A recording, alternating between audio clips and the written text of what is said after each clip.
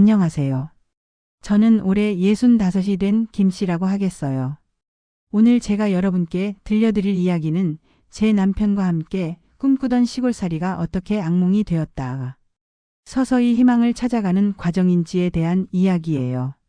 아직도 완전히 해결된 건 아니지만 누군가에게는 도움이 될 수도 있을 것 같아서 용기를 내어 말씀드려 보려고 해요. 제 남편은 공무원이었고 저는 초등학교에서 30년 넘게 교사로 일했어요. 두 사람 다 성실하게 직장 생활을 하며 서울에서 평범하게 살아왔어요. 자녀들도 모두 독립해서 각자의 가정을 꾸리고 있었고 저희 부부에게는 이제 남은 시간을 어떻게 보낼 것인가가 가장 큰 고민이었죠. 남편이 먼저 제안했어요.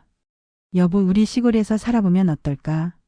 도시 생활도 이제 지겹고 텃밭도 가꾸고 자연과 함께 살면서 여생을 보내고 싶어.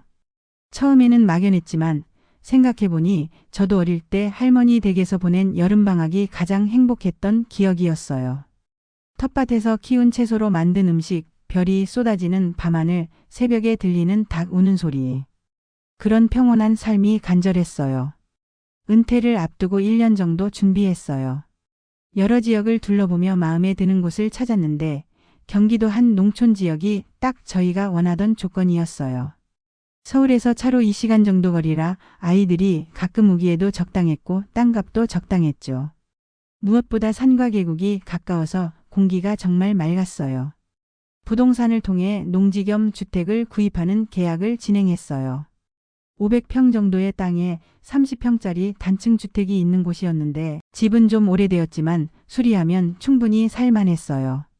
계약금도 넣고 서울집도 매매 계약을 진행했어요. 은퇴식도 마치고 이제 정말 새로운 인생이 시작되는구나 하며 기대에 부풀어 있었어요.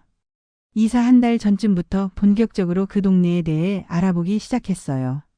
인터넷으로 찾아보고 실제로 며칠씩 머물면서 동네 분위기도 파악해 보려고 했죠. 처음에는 별다른 문제를 느끼지 못했어요. 조용하고 평화로운 시골 마을 같았거든요. 하지만 지금 생각해보면 그때부터 이미 이상한 신호들이 있었어요. 동네 슈퍼에 가면 점주 아주머니가 저희를 보는 눈빛이 썩 달갑지 않았고 인사를 해도 대충 고개만 끄덕이고 말았어요. 처음엔 내성적인 분이신가 보다 했죠. 길에서 마주치는 동네 분들도 마찬가지였어요. 먼저 인사를 건네면 받긴 하는데 어딘지 경계하는 듯한 느낌이 들었어요. 마을회관 앞을 지날 때도 그랬어요. 어르신들이 모여서 담소를 나누고 계시는데 저희가 지나가면 갑자기 조용해지셨어요. 그리고는 저희가 지나간 다음에 다시 이야기를 시작하시는 거예요. 그때는 단순히 새로운 사람들이 와서 궁금해 하시는 것 정도로 생각했어요. 가장 이상했던 건 농협에 갔을 때였어요.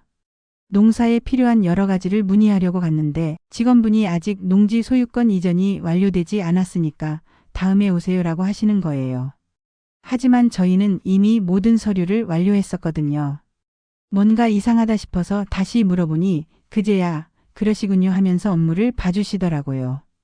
이런 일들이 하나둘 쌓이면서 뭔가 석연치 않다는 느낌은 들었지만 그래도 시골이니까 외지인에 대해 경계심이 있을 수 있다고 생각했어요. 시간이 지나면 나아지겠지, 저희가 좋은 이웃이 되어드리면 마음을 열어주시겠지 하면서 대수롭지 않게 여겼어요. 드디어 이사하는 날이 왔어요. 서울집을 정리하고 모든 짐을 싸서 이사차 2대로 시골집에 도착했어요. 그런데 이상하게도 평소 마을회관 앞에 모여 계시던 어르신들이 한 분도 안 보이시는 거예요. 이사하는 날이니까 인사라도 드리려고 했는데 말이죠. 이사업체 직원들이 짐을 옮기는 동안 저는 동네 슈퍼에 가서 생필품을 좀 사려고 했어요. 그런데 슈퍼 아주머니가 오늘은 재고 정리해오면서 문을 닫아버리시는 거예요. 이상하다 싶어서 다른 가게에 가봐도 마찬가지였어요. 하나같이 오늘은 쉬는 날이라거나 물건이 떨어졌어요면서 판매를 거부하시더라고요. 그제야 뭔가 심상치 않다는 걸 느꼈어요. 하지만 이미 이사를 완료한 상황이었고 설마 하는 마음으로 며칠 더 지켜보기로 했어요. 먼저 상수도가 문제였어요. 물이 제대로 나오지 않는 거예요. 수도 계량기를 확인해보니 밸브가 잠겨 있더라고요. 이상해서 주변에 물어보니 상수도 관리를 마을에서 한다면서 마을 이장님께 문의하라고 하시더라고요. 이장님을 찾아가서 상황을 설명하니 서류가 미비해오면서 며칠 더 기다리라고 하시는 거예요. 전기도 마찬가지였어요. 한전에 연락해서 전기 개통을 신청했는데 계속 미뤄지더라고요. 현장 점검이 필요해요. 서류 검토가 더 필요해요. 이런 식으로 말이죠. 평소 같으면 하루 이틀이면 될 일인데 일주일이 넘어가도록 해결이 안 되었어요. 겨우겨우 기본적인 생활 인프라를 해결하고 나서 본격적으로 농사 준비를 시작했어요. 봄이었거든요. 남편과 저는 농업 관련 책들도 많이 읽었고 농업기술센터에서 하는 교육도 몇 차례 받았어요. 처음이라 서툴겠지만 열심히 하면 뭔가 의미 있는 일을 할 수 있을 것 같았어요. 우선 밭을 정리하고 씨를 뿌렸어요. 상추, 배추, 무, 고추 같은 기본적인 채소들부터 시작했죠. 매일 아침 일찍 일어나서 물을 주고 잡초를 뽑으며 정말 열심히 했어요. 새싹이 올라올 때의 그 기쁨이란. 이런 게 진짜 삶이구나 싶었죠.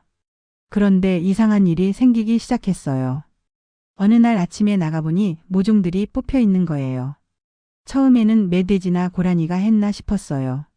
하지만 농작물만 골라서 뽑아놨더라고요. 잡초는 그대로 놔두고 말이죠. 동물이 했다면 이렇게 깔끔하게 할 리가 없잖아요. 다시 씨를 뿌리고 모종을 심었어요. 이번에는 좀 더 주의 깊게 관찰하기로 했죠. 그런데 며칠 후 또 같은 일이 일어났어요. 이번에는 좀 더 악질적이었어요. 뽑기만 한 게 아니라 아예 밟아서 짓밟아 놨더라고요. 남편이 화가 나서 이건 사람이 일부러 한 짓이야 라고 하더라고요. 저도 그렇게 생각했지만 증거가 없었어요. 밤중에 몰래 와서 하는 일이니까 현행범으로 잡을 수도 없었고요. 이런 일이 반복되자 남편이 농기구를 사다가 밭 주변에 놔뒀어요. 호미, 산물 뿌리개 같은 기본적인 도구들이었죠. 그런데 다음 날 보니 이것들이 모두 사라져 있는 거예요. 훔쳐간 것도 아니고 아예 부서뜨려서 멀리 던져놨더라고요. 농사일이 계속 방해받는 것도 힘들었지만 더 큰 문제는 일상생활 자체가 어려워지고 있다는 것이었어요. 동네 가게들에서 물건 사기가 점점 힘들어졌어요. 재고가 떨어졌어요. 오늘은 안 팔아요. 이런 식으로 계속 거절당했죠. 가장 심했던 건 쌀을 사려고 했을 때예요. 마을 정미소에 가서 쌀을 달라고 했는데 동네 사람들 것만 팔아야면서 거절하는 거예요. 저희도 이제 동네 사람인데 왜 그러냐고 했더니 진짜 동네 사람이 아니에요 라는 거예요. 할 수 없이 차로 30분 거리의 다른 읍내까지 나가서 장을 봐야 했어요. 가수도 마찬가지였고 심지어 우체국에서도 제대로 업무를 봐주지 않았어요. 우편물 배달도 자주 누락되었고 택배도 주소를 찾을 수 없어야면서 반송되는 일이 많았어요. 이런 식으로 몇 달이 지나면서 저희 부부는 점점 고립되어 갔어요. 대화할 이웃도 없고 기본적인 생활도 어려워졌죠. 남편은 스트레스 때문에 혈압이 올라갔고 저도 불면증에 시달렸어요. 꿈꾸던 시골 생활이 완전히 악몽이 되어버린 거죠. 가장 충격적인 일은 여름 어느 날 밤에 일어났어요. 그날은 비가 많이 왔었어요. 새벽 2시쯤이었을 거예요. 갑자기 큰 소리가 나서 깼는데 뭔가 마당에서 요란한 소리가 나는 거예요. 남편과 함께 나가보니 믿을 수 없는 광경이 펼쳐져 있었어요. 저희가 그동안 애써서 갖고 온 텃밭이 완전히 난장판이 되어 있었어요. 고추, 토마토 가지 같은 여름 작물들이 모조리 뽑혀서 짓밟려 있었고 농기구들은 부러뜨려져서 여기저기 흩어져 있었어요. 더 충격적인 건 집 담벼락에 붉은 페인트로 꺼져라고 큰 글씨가 쓰여 있었던 거예요. 그리고 앞마당에는 닭의 머리가 잘린 채로 놓여 있었어요. 너무 무서웠어요. 이건 단순한 텃세 수준이 아니라 협박이었거든요. 남편이 바로 112에 신고했어요. 경찰이 와서 현장을 보긴 했지만 누가 했는지 알 수 없어요. 증거가 부족해요. 이런 말만 되풀이하더라고요. 심지어는 동네에서 좀 더 조용히 지내시면 어떨까요? 라는 말까지 하는 거예요. 그날 밤 저희는 한잠도 자지 못했어요. 또 누가 와서 뭘 할지 모른다는 두려움 때문이었죠. 남편은 이제 그만 포기하고 서울로 돌아가자고 하더라고요. 저도 마음이 많이 흔들렸어요. 이런 식으로 살 수는 없었거든요. 그렇게 절망에 빠져 있던 어느 날이었어요.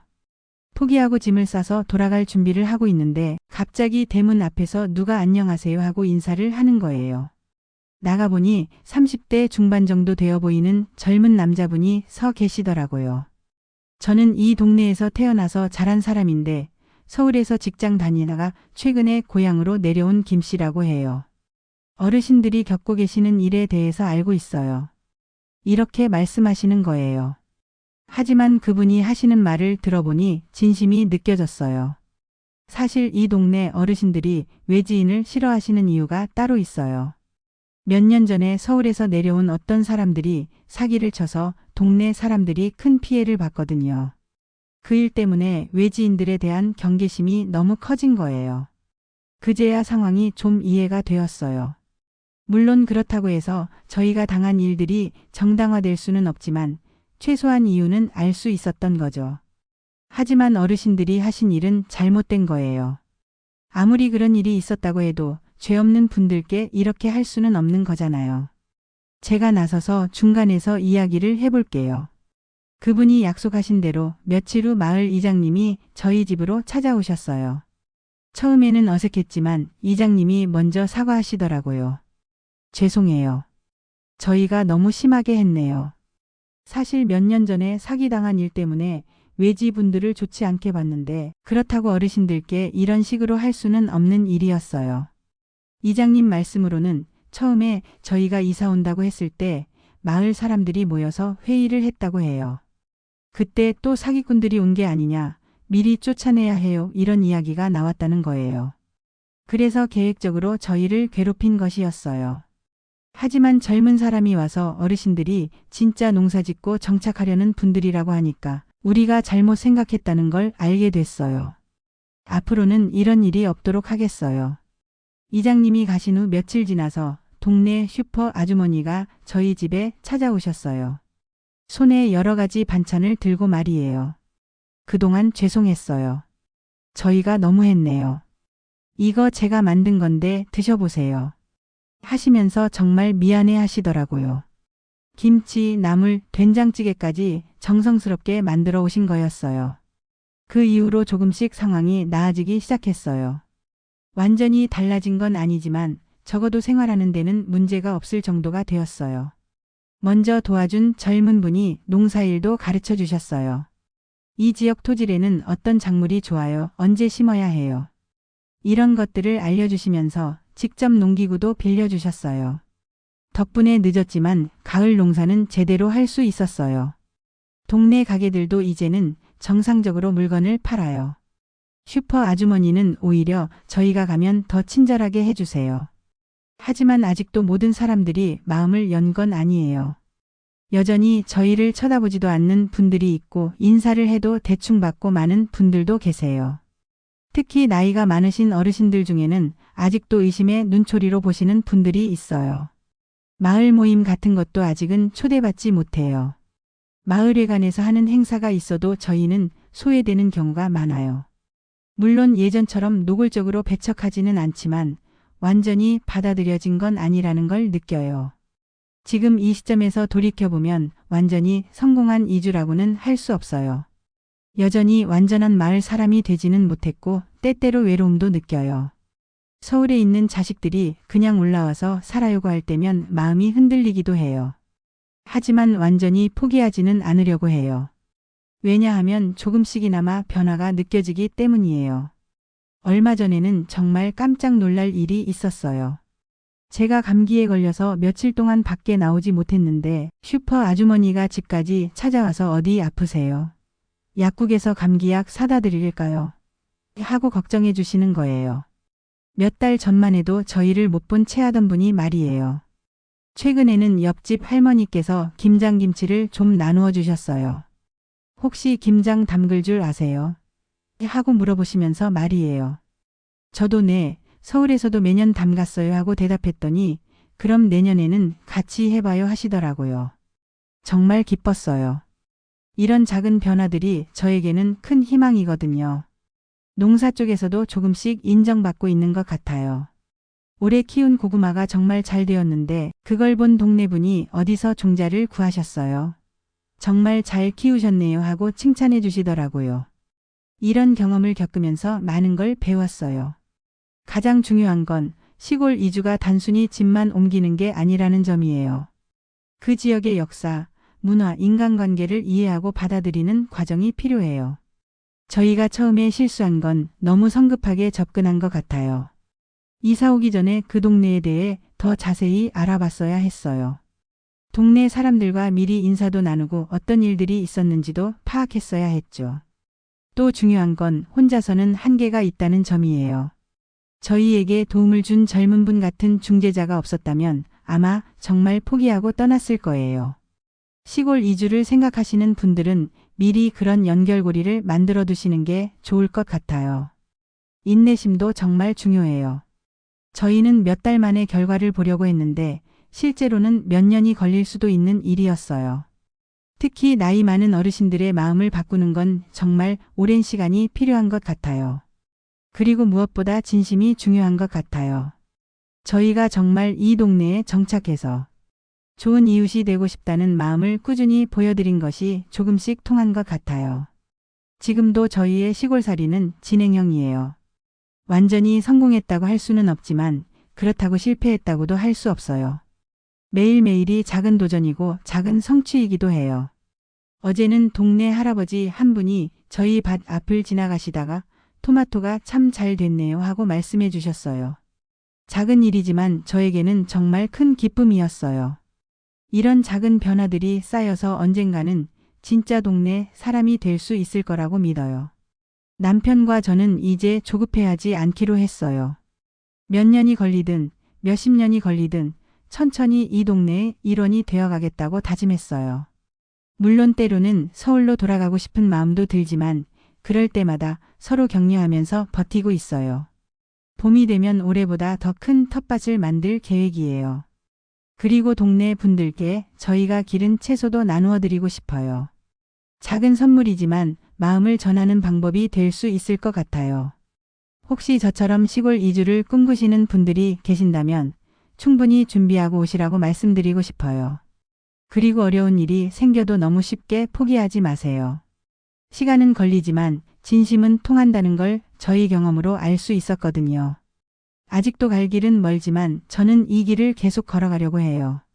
언젠가는 진짜 이 동네 사람이 되어서 새로 오시는 외지 분들을 따뜻하게 맞이해드리는 그런 어른이 되고 싶어요. 저희가 겪었던 어려움을 다른 분들은 겪지 않도록 도움을 주고 싶거든요. 긴 이야기 들어주셔서 고마워요. 아직 끝나지 않은 이야기지만 누군가에게는 도움이 되었으면 좋겠어요.